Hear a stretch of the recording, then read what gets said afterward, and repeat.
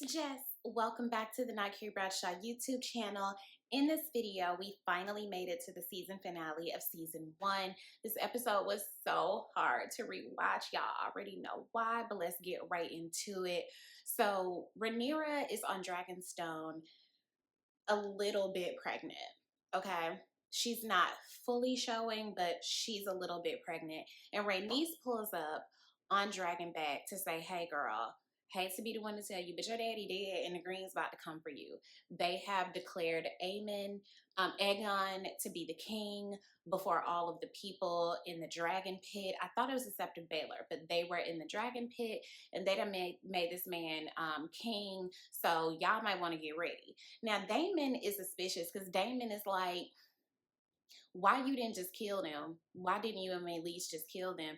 And Rhaenys makes a really good point. It wasn't her war to start. Like, why would she be the one to, So Daemon is thinking, like, first of all, that hoe killed my brother. And second of all, how they let you escape? Are you in cahoots with them? Daemon is a very suspicious person. And I love that Rhaenys really don't be letting him play with her like this. She's like, girl, whatever. So poor Rhaenyra goes into early labor. Okay, this was such a heartbreaking scene to watch, and I was so curious why she didn't let any of the maidens or the women around her help her to deliver this stillborn. It was so sad because in the span of like a couple of hours, she has basically lost her father and her newborn baby. So mid-labor, she tells Jace and Luke, hey, y'all granddaddy done went on to glory. And Jace, since you're the oldest, you need to act in my stead. Don't let nobody make no decisions while I'm in this state or whatever. Like, my girl is shitting out a baby and also trying to handle business. It's girls getting things done is what it is. Girl bossing, I guess. Whatever. So Jace goes into the small council meeting and tells his uncle daddy, cousin, whatever, hey, don't be making no decisions without my mammy here, okay? She is over here trying to give birth to your baby. You don't even want to check on my girl. She's yelling out for your help and you're completely ignoring her. Like, Daemon is such a dick. And they like, child, ain't nobody paying attention to what you got to say, like, as a child. Like, fuck off. They're still trying to, like, take action to go to war. Meanwhile, Corlys is on the mend. He's on his way to Dragonstone.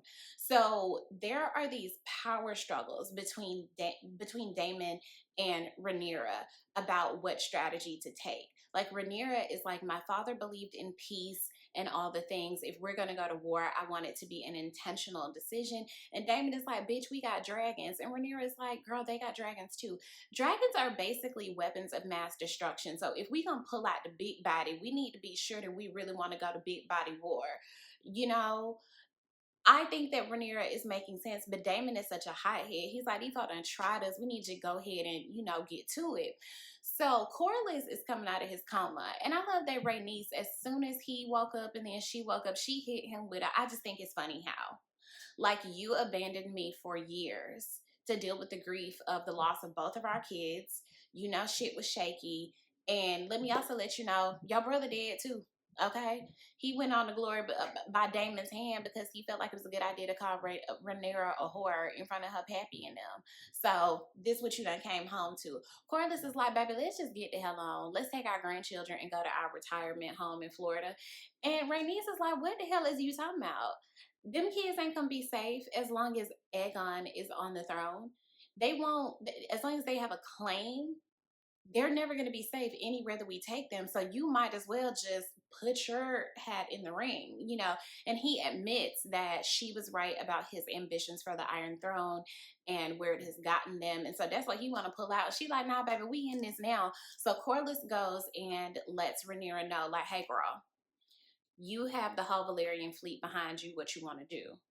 And he says, listen, I fortified the stepstones, so at minimum, we can cut off trade and travel to King's Landing. This is what we have. And Rhaenyra is like, let me find out who my allies actually are before I start taking steps to go to war. Meanwhile, Otto Hightower pulls up because he wants to discuss terms per Alicent. And Rhaenyra comes up on Dragonback, which I love, and put her dragon behind them. and she's in front of them. I love it. Make them feel blocked in and unsafe. And they offer some bullshit terms talking about the kids that she has with Damon can be a squire and a cupbearer. And Damon was like, I kill my kids myself before I let them be a squire and a cupbearer. Like, what the hell you think this is? So obviously, you know, Damon is very much like, you can fuck off, like, let's turn up, let's fight. And Rhaenyra is like, I'll consider the terms. Because again, she is not quick to anger. She's not quick to go to war. And I love that Rhaenys also expressed to Corlys, like, Rhaenyra really has a good head on her shoulders. She not out here trying to destroy the world and burn shit down. And this is really where we see that Rhaenys stands 10 toes down for Rhaenyra. Like, she's really in her corner. Even though I still think that she has some questions about how her son died, you know? But they can't know that they faked that death. But anyway, Eric with an E, the twin, who's a part of the King's Guard, comes to Dragonstone, crowns Rhaenyra, like pledges fealty to her, and Daemon looks like he's pledging fealty to her as well, right? But when they go back to the small council with these terms, Rhaenyra says, clear the room, because Daemon keeps challenging her in front of everybody. And it's like, baby, am I the queen or am I not the queen? Am I in charge of the girls or are you in charge of the girls? Because I could swear my daddy made me his heir. That's what we really see. Rhaenyra starts trying to talk to Daemon about the Song of Ice and Fire, and he gets pissed off and chokes her. Now, this is where I say, off with his head. Daemon should have been dealt with immediately. Like, girl, you are the queen. You can't have your nigga being jealous of you like this. He gonna undermine you at every turn. He's not really supporting you. He's trying to find his own path to the Iron Throne, obviously. And she realizes, oh, Viserys never shared the Song of Ice and Fire with you. And it's really... Daemon's whole thing is that he's always been jealous that Viserys didn't name him his heir as opposed to Rhaenyra. So he's always been jealous of her. He's always been plotting against her. She cannot trust that man. So they decide that let's find out like who our allies actually are, because people did pledge fealty to Viserys, but unfortunately, because Rhaenyra is a woman, that doesn't necessarily mean that they're still pledging fealty to her. So Jace says, me and Luke will go on Dragonback. That's easier than going by sea, right? And you know, as we know, poor little Luke, he don't really want to be the Lord of Driftmark because he's like, I'm not even a sea type of bitch. Like, I get seasick. I'm not no warrior like Granddaddy Corlys. I don't even want to do this. Okay, this poor little baby. So they go on Dragonback. They're going to check out Storm's End, Winterfell, and the Eyrie, I believe. And so Rhaenyra says, y'all can go, but you're going as messengers, not as warriors. Do not fight. So poor little Luke is on his little dragon and he pulls up to Storm's End. And it's like, is that why it's called Storm's End? It was so stormy. So he's on his little dragon and he pulls up to see that Aemond is already there. Now, the Lord of Storm's End is like, what have you brought to offer me? And, you know, he does not take too kindly to the fact that Rhaenyra was basically like, don't forget what you saw of my daddy.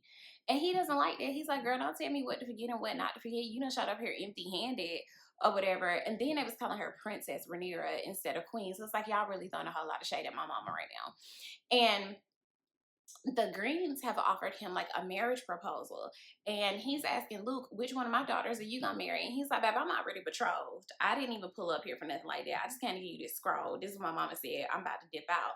But Aemond, who is still mad from being bullied as a kid and having lost an eye, wants an eye for an eye. And so the Lord of Storm's End is like, not under my roof. Y'all better take this shit outside, and like tells his guards to like make sure that Luke gets on his dragon safely. So while Luke is headed home in this horrible storm, here comes Aemond. And I think Aemond's intention was just to like scare him, but his dragon ends up eating or biting in half Luke's dragon. So Luke and the dragon both die.